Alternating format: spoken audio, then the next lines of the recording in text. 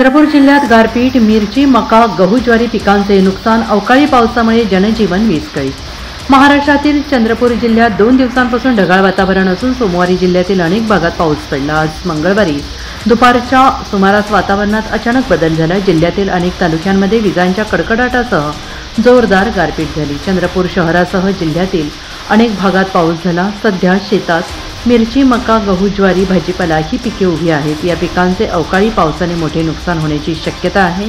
पुढील 2 दिवस विदर्भात पाऊस आणि गारपीट होण्याची शक्यता सुद्धा हवामान खात्याने वर्तवली आहे।